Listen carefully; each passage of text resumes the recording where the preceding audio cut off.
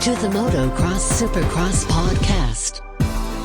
What is up, and we are back. Episode 117. This is our final 450 recap of this 2018 Lucas Oil Pro Motocross series. I'm Adam here with Claudio. What's up, Claudio?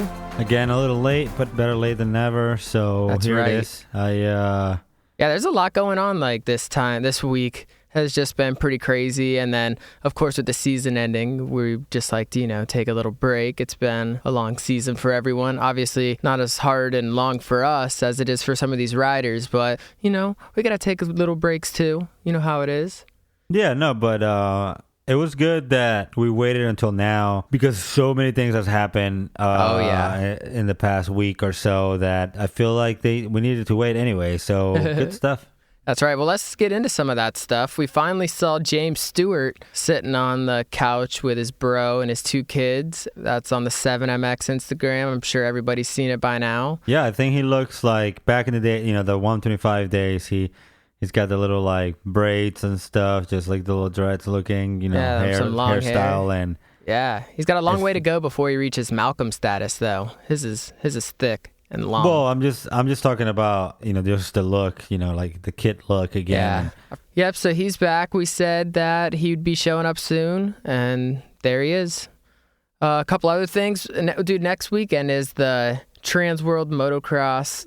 They got a slam, which they're calling it. Little kind of pro race. 2 motos, 5 minutes long. They're just going to be out there just slamming each other, so that's why it gets the name. But we can expect to see some riders there who we've been following through the series.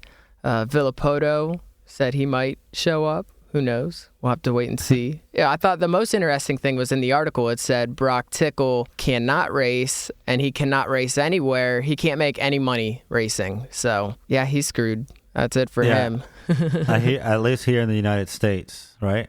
I'm not real sure about that, but it doesn't look good. You think he'd be doing it if he could. So I didn't know he was banned from like everything. Like that really sucks for him. That's so bad. Yeah, he's just banned from being on a bike professionally, I guess.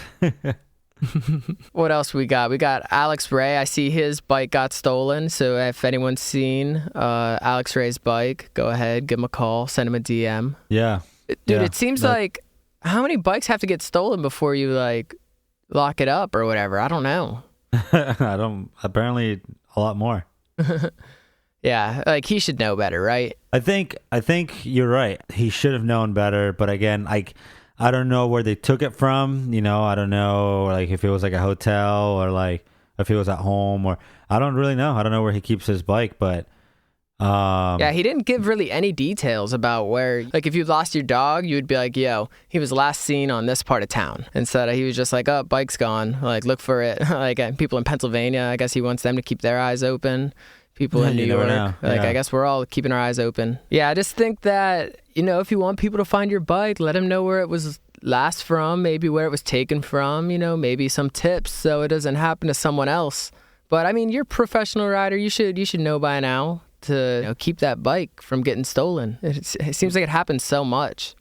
Yeah, definitely. Again, that's what I'm saying. Like, I don't know where they took it from. I don't know where he was at. Like, if it was at a buddy's house, who knows? But whoever took it, definitely been watching him put it in there a couple of times. Yeah, like hopefully it wasn't just leaving it in the back of his truck while he's sleeping in a hotel or something. We see riders all the time. They just push the bike right in the hotel room. Yeah, we did it a couple of times, and also like I got my bike stolen a couple of times too. So. Oh yeah, what's the story behind that? We were leaving them at the track. And they cut the locks. Yeah, they cut the locks and just push them off. Yeah, that sucks. And you never saw them again, right? Oh, for sure. Yeah, never saw them. Scumbags out there stealing people's dirt bikes. Mm-hmm. I'd rather get kicked in the balls, Yeah, just one time. Boom. Okay, well, just want to touch on that. Let's keep moving on. What else we got? It looks like there is some Motocross of Nations news starting to, trickle out more and more. Some more teams are being announced. Also, some riders that are not going to be racing. Yeah, Arnaud Tonis, we've seen him race Supercross and Motocross before. He was scheduled to race for Team Switzerland, but he's not ready. His shoulders are too messed up. So Kilian Alberson, who we've seen, he's going to be racing. So there's another familiar name. Yeah, in other news, we talked about him back in the day, whenever France announced their team, and Romain Fabre, he was taken to the hospital today after a crash at the MXGP of Turkey. The Monster Energy Factory Yamaha rider was taken to the hospital for medical observation today, like I said, for a hard crash at practice in Turkey. Oh. Yeah, they announced it in the social media. Fabre was going to be racing the open class. I don't have any details on what happened to him and what's wrong with him and if he broke anything or anything. Let's just assume that he's going to be out for the GP. I just keep thinking of one person. Well, I wonder if they're going to do the call to Marvin. I wonder if they're going to call him now that this happened. That's right. Can Marvin get snubbed twice? And I wonder if he's gonna accept the offer if they call him. Hopefully this dude is okay, Romain, and we'll just have to wait and see what happens with that. But that's crazy. Marvin could still technically maybe get the call. Guess we'll just have to wait and see. Yeah, the crazy thing is that Fabre put the fastest lap in practice too. In the first practice, and I guess he was trying to beat himself. And dang. All right. Well, is there any other news that we didn't touch on yet that we forgot to throw in there? No, I think for now, we got it. We talked about Savaji moving on to the 450 class and already putting some laps in. Yeah. We talked about obviously Aaron Plessinger moving up. We talked about Ryan Dungey, who in the last episode I mentioned to you the Married with Children reference towards him from Ryan Villapoto. Yep. On Instagram. He just kind of called him out, and Ryan Dungey posted in his Instagram a pretty funny video of him sitting on his couch eating popcorn. Imitating the photo, kind of. Yeah, he's like watching TV and like the Straight Rhythm commercial comes on and he's like, I think I got it. But this is what he says on his Instagram. He says, Al Dungey is coming off the couch. Ryan Villapoto, you got beat by a guy on a KTM I've never even heard of, and I ride for them. And yes, I still got 45 seconds in me. I didn't let myself go after I stopped riding. Oh. And then he like, there's like a winky face with a tongue out. And then he said, losers buys the first round. Let's show this guy why we won 8 titles in a row. Oh. So, and then he says, RV, tag that Jared Stank guy who beat you. I don't even know his IG name.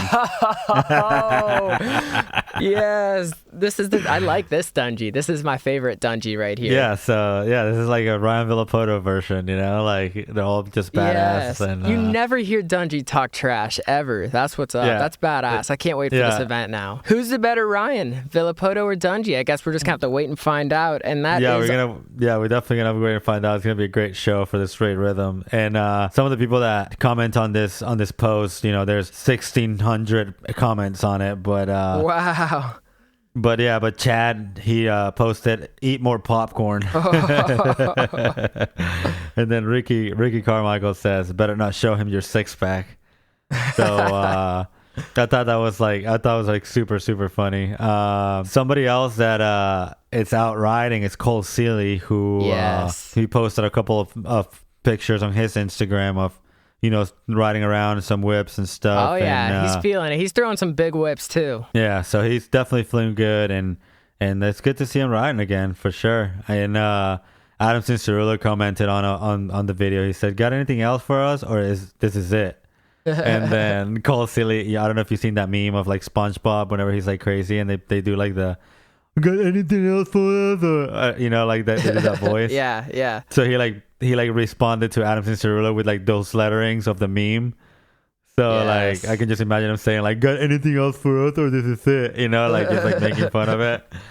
So I thought that was kind of funny. That's awesome. The Villapoto and Dungey thing that's legendary right there for sure. Somebody else that we see, it's Travis Pastrana, who gave us a first look of the Puerto Rico gear, I guess. He thanked Bell Racing and Red Bull for the helmet, Canvas MX for his badass gear. It actually looks really, really nice. Looks super awesome. Yeah, it looks sweet. Somebody else that gave us a preview was Sipes to his plastics that he's going to be rocking for this thing. So somebody else that I think it's moving up, but I'm not 100% sure, it's Colt Nichols. He posted a video of him riding on a 450 and it says, first few days trying to tame the big dog 450 and it was lit. All right. Yeah, I'm having a blast riding this thing. Looking forward to taking it north of the border for Supercross of Montreal. So awesome. That's a lot of, Travis Pastrana, he also posted that video of him on his 450, not the 2-stroke. He was ripping that 4-stroke. And I got to tell you, man, he looks really good on that 4-stroke. And I wish he would just race that because I feel like he could do, decent. But if he's going to rip that 2-stroke, then I feel like his chances of doing anything just go way down. Yeah, especially with all these guys riding this badass bikes. I feel that the 250 2-stroke is not practical. It's not. Yeah, it's not exactly. It's not practical for this. So maybe he'll change his mind. Maybe he'll get used to this 450 and just go out there and rip it, man. I got an update on the French rider Romain Fabre. We talked about it at the beginning of the podcast. So, he definitely was taken to the hospital, and I guess he suffered a concussion. So, oh, okay. Well, then maybe he could probably be back from a concussion by a month. Yeah. So exactly. So maybe they won't be doing the call to Marvin after all. Oh, that's too bad. One more thing is Justin Cooper celebrated his birthday, and his cake was the most awesome cake I've ever seen. It's like a finish line jump with like a dirt bike on it and stuff. Of course, with number 62 on the dirt bike, little Yamaha. But it's just awesome. Or just kidding, that's not a cake. Is it a cake? That's a cake, right? There's candles. Yeah. What do you think it was? Yeah, I'm pretty sure that's a cake. There's definitely candles on it, but it just looks like just sand and stuff. But then I looked really close, and it was sitting on Amazon boxes with tinfoil. So I was having second guesses, but I'm still going to go with cake, and I'm still going to think it's a cool cake. What do you think it was, though? I don't know. First I thought it was a cake. And then when I looked close and I saw the Amazon box and the tinfoil, I was like, oh, maybe it's just like a cool little thing. Like a kid was playing there. They brought in a pile of dirt, but either way, put the candles in the middle of it. Yeah. Yeah, that's pretty cool. I thought that was funny. So happy birthday to him as well. So yeah, it's definitely a cake, bro. All right, cake. Get you some cake. But what do you say? We just jump right into this 450 race, the final race of the year, Ironman. We already know who won and who won this championship. That's right. Congratulations to Eli Tomac on conquering this battle against Marvin Musking throughout the year, and he got that back-to-back championship, and looking forward to the future, man.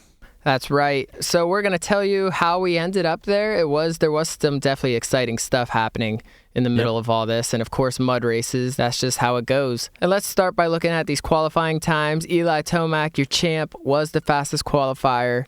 He was 2 seconds faster than Barsha, who was second. Then Marvin right there in third. Ken Roxon fourth. Philip Nicoletti fifth. Jason Anderson had that 6th fastest time. And our boy, legend Chad Reed with the 7th fastest time. Which is right where we said he would be. We said top 10. I was a little sketchy in the top 10, but it seems like this mud, he even said himself in one of the interviews he gave during the broadcast that this mud was an equalizer and really helped him, hold the pace of everybody else. Yeah, definitely. I mean, I feel like he looked good, though, for sure. He looked comfortable. He definitely looked like he was having fun. And yeah, that's exactly. He looked like he was having a blast. With a little bit of practice, he can definitely be up there, man. Yeah, so that was really cool. Everybody was happy to see him. He looked like super in shape, like super fit. Like he looks like he doesn't age. He looks the exact same as he did for like 20 years. Yeah. He still looks good. That's what I'm saying. Like he looked fast. He looked in shape. He looked like that back in the day Chad Reed back in 2009. Let's go ahead and jump into this 450 first moto. And this track, obviously we talked about how nasty it was. It was super thick, but though it was really bad, it was still way better than that first 250 moto. Like definitely way better. That first 250 moto was so bad. But yeah, this was still bad. And legend Chad Reed had that very, very inside gate for this whole shot of Moto 1, and he just rode that clean, that like strip of grass the whole way down, just like a freaking veteran. And just, he almost stole it, but Dylan Merriam was right there beside him and ended up getting the credit for it. But in my eyes, Chad Reed dominated it. Dude, are you kidding me? That's such a vet move right there. Yeah, if he's just eyeing it up, I'll take that little piece of grass right there. He pretty much had to go off the track. You know, his handlebars were like inches away of hitting the side of the track. And yeah, it was crazy. And he went for it, and it definitely paid off for him. Yeah, that was super smart. That's, like I said, that's such a vet move to take that inside gate and ride that little bit of grass instead of going on top of the water. The tiniest strip of grass, just rode it straight out. But yeah, Dylan Merriam, we talked about him a lot last week, and he got that whole shot. He started off strong, and he's ended this season strong. Barsha as well was right behind him. Isaac Teasdale, that's a new name that we're saying this year. He was up there, but then he had like a pretty hard crash where he just like straight up got ragdolled. It was like a high speed going into those like tiny little rollers, and he just got flung off the bike so hard. So that was pretty crazy. He was able to get back up and keep going and finish, so good that he didn't get hurt. But it was just one of the gnarliest crashes of all these mud. Usually with the mud, you just kind of see people like get stuck or like fall over. Saw that a bunch of times. But this guy went flying off the bike. So that was pretty crazy. Blake Baggett, he got his bike buried in the pack. It was just standing straight up and down. He's trying to get the flagger to help him, but his bike was stuck. And that really, really just sucked for him. That was awful. Yeah, a lot of bad luck. That's been his season right there. Yeah, exactly. So Merriam almost like goes over the bars on one of those jumps because it was just super soft and you just land in it and almost went over. But he got passed by Barsha and Nicoletti, Reed, Tomac. Back to Baggett being stuck in the mud. You would agree Blake Baggett's like a good rider, right? Definitely. Like a top rider for sure. Definitely. How easily could that have been Eli Tomac getting stuck in the mud like that? How that would have changed everything so fast. Yeah, I mean, but it wasn't. Yep, it definitely wasn't. That was just going through my head when I was watching. I was like, wow, that could have been Eli, and things would have been, definitely spiced up a little bit with Marvin. But Marvin, he didn't have a great start in this. He was like running 7th. He was behind like Roxon. He didn't have the greatest start either. But Anderson, he just had like a really up and down day in the sense because he was like 22nd coming around, and then he works his way all the way up, and then he has a bunch of problems at the end, which we'll get into. But he had some speed, but you just can only make so many mistakes in the mud, or so many big mistakes before you're really screwed. Baggett was able to finally get his bike out. He had to make a pit stop, get some new gloves. I don't know why they were like wiping off his number plate so they could see who he is out there. Yeah, I saw that. I saw that they were doing that, and I was like, well, that's pointless. Yeah, it's good for about 2 turns. Exactly. Like it's gonna get. I mean, if they're trying to do it to see who it is, well, then that's dumb because it's gonna get dirty in a second. Yep. And then why even do it in the first place? Like you're wasting time till you could be cleaning something else. Exactly. Like I don't know, his helmet or something, like get some of the mud off of it. Yeah, get those grips or start knocking the mud off the fenders or something. Maybe exactly. Justin Barsha got stuck in the mud, and then Nicoletti, man, he really shows he is fast in the mud. He took first and he ran with it for a little bit. And Reed, our boy legend Chad Reed, running 3rd place in this race. I was like, whoa, I was definitely wrong about him because I was pretty convinced he wasn't going to get top 5. But he ran that 3rd place for a minute. Yeah, I was super stoked. But you can only hold Tomac off so long. He ends up working his way all the way up to 3rd. Reed was running 4th, and then Roxon and Muscan behind them. And Nicoletti, Barsha, and Tomac, they were like all in the same TV frame, like running pretty close, which is cool because, usually in the mud races, you don't get to see that great of a battle. But those 3 were right there, and it made for some definitely exciting racing until Barsha made his move in the rollers, and then the next section after that, Tomac made his move on Nicoletti. And then it was Barsha and Tomac. But Tomac didn't stay in front of Nicoletti that long because he ended up going down in one of those turns, just kind of popped that front wheel up out of the rut and just slid out. And then the crowd, you could just hear the crowd. It got so loud. There's like... Well, of course, man. He just needs to win. He just needed to win and get five points on Marvin and be fine. So, which he almost got. He almost had until this point right here. Yeah, so it was definitely like an intense moment for him and everybody watching because we're like, did he keep the bike running? Can he keep it running? Can he not lose too many spots? Where's Marvin at? But lucky for him, he was able to get up. Nicoletti passed him back, but he was able to get up pretty quickly. And then we saw Roxon. He passed Reed for fourth. And we see like Reed riding without his goggles, 10 minutes to go. It's like, that's going to be a long rest of that race for you, boy. That's when Nicoletti got a little sketchy and Tomac passed him back. Roxon, he passed Nicoletti for third because Nicoletti must have went down or something. He was pretty far ahead and he lost all that time. Marvin, he started catching Nicoletti with 2 laps left. He did make the pass, which this was a very important pass because this is what took this championship battle into the final moto. Because that put him 24 points behind Eli Tomac.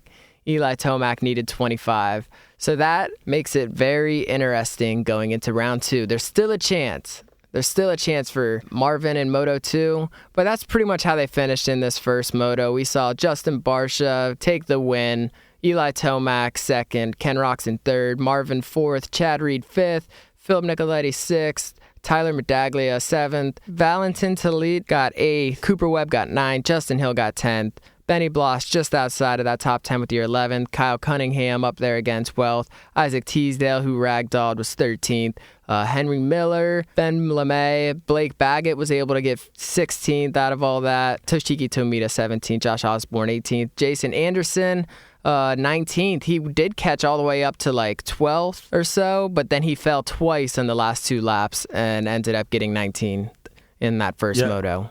He also got penalized 3 positions for cutting a section of the track. Again, man, there it is. That's not the first time he's been penalized. Or no, last time in the Supercross, he was penalized for being on the throttle off the track. That's right. That's right. And Anderson was definitely not happy because he was a DNS for this second moto. That's probably why, because he was just like, screw it. Yeah, he's like, screw you guys, man. It's a mud race. Like, sometimes when you go off the track, you just get back on somewhere. He's got to do the whole old little count rule thing, where you put your hand up. Yeah, Dylan Merriam, your whole shot winner, he got a DNF on this race. Yeah, too bad for him. Definitely showed some, potential there. Just got to put it all together. So going into the second moto, there was 2 things that had to happen for Eli to not take the championship. And those 2 things is Marvin has to win this race and Eli Tomac has to finish in the top 20. And outside the top 20. Yeah, has to finish outside the top 20 for Marvin to win the championship and Eli to get second. So it's kind of a lot, but like I said, mud race, bike problem. We've seen the bike problems before with Eli. That's right. And you just never know. We saw Baggett get stuck and ruin it, though he was able to finish in that top 20. So it did look very good for Eli, and you could tell he was going to be very safe right from the whole shot because he just kind of pretty much just let everybody go. Legend Chad Reed got the whole shot this time. That's right. Barcia was able to pass him pretty quick, but Roczen, Musquin, Cooper Webb was up there, Teasdale up there again, Nicoletti, Medaglia. But yeah, Tomac was like around 20 or so, obviously showing no rush, just wanted to make it through clean, and that's exactly what he did. Yeah. Marvin, he was running 4th place, and then you're watching Tomac, he was already in the top 20. He was up there. Marvin, like we said, he had to win this race. To me, he didn't look like he was riding aggressive enough. Like, we've seen Marvin T-bone Eli. I figured that's the kind of Marvin we needed to see this race for him to win this championship.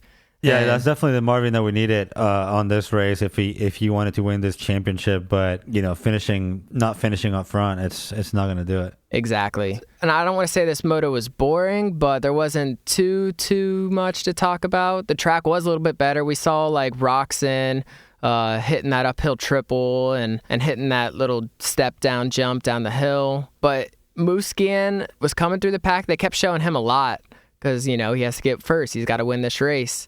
And one thing, he almost took out Justin Hill, who he was lapping. Almost took him out, which I was like, oh, dude, if you want the championship, you better start taking some people out. Because like he not had the right people, though. The best battle of this whole race was Marvin Musquin and Cooper Webb. They really battled each other a lot in this race. And I was like, dude, just T-bone him. You got to take him out. Like, if you're trying to win. But that was just me hoping for that. He couldn't do that. Yeah, and it looks like those 2 are going to be teammates next year. So, maybe he's got to be nice to him. Doesn't want to start that season with friction with the teammates. So yeah. Who, by the way, Red Bull KTM is going to have a new manager. A new manager. Yep.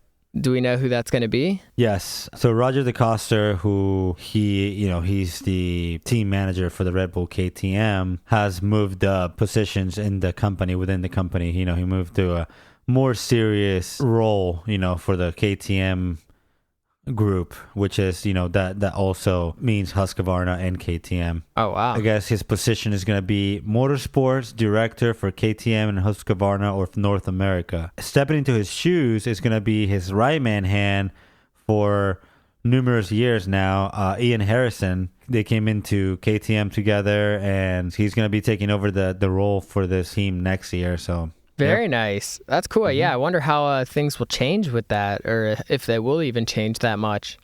Yeah. So that's definitely something to look forward. Yeah, and speaking of Marvin, he, as we said, he had to win this race, and we knew it was over. A lapped rider fell right in front of him, and then he just railed him and held him up, and he knew right then, zero chance he's going to catch up. So that really sucked for him. He shouldn't be taking the same lines as those lappers. And again, this is not the first time that this happened either, that, he's been held back by a lapper. You should know.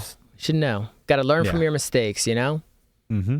But Barsha also fell, but he was like 15 seconds ahead of Roxon, so didn't really mean anything. He was able to get up and still win. So really good race for Barsha. He won this race, and it was funny. They did the interview with Barsha, and then Eli Tomac's still on the track racing, trying to pass Reed. Like the interview was finished, and everyone else has thought they're racing. So he was really far ahead. Tomac obviously playing it super safe.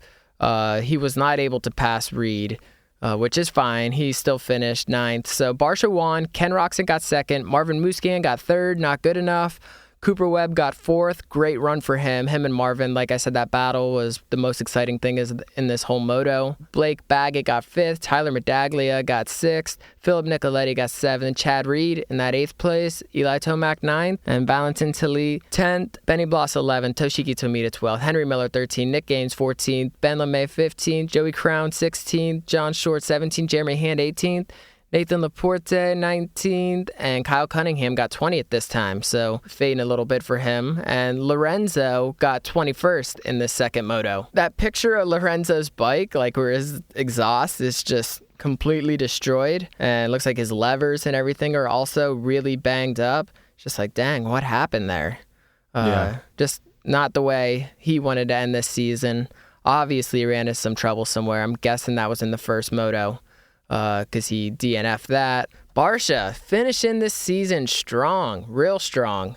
Yeah, with a 1-1. Yep, and he gave Eli Tomac, him and a little fist bump and stuff on the podium, and everyone's chanting USA, and it looks like them two are going to be really good for us this year. And AP, I think we got a super strong team, strong.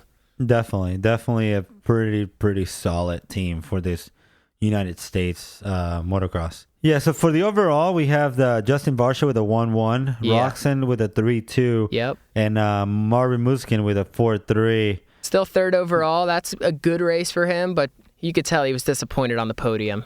Well, it's definitely a good race. It was a good race, but not for closing a championship. So, yep. But it was good. He got in the podium. I picked Eli to win, and I should have known that. You knew he was just going to play it safe. If all you had to do to wrap up the championship is to get 1 point, then that's it. And the funny thing is that I thought about it whenever we did the 250 picks. Yeah. I was like, oh no, Aaron Plessinger is going to be super safe, and he went and got a 1-1. Yep. So got it backwards. Yeah, exactly.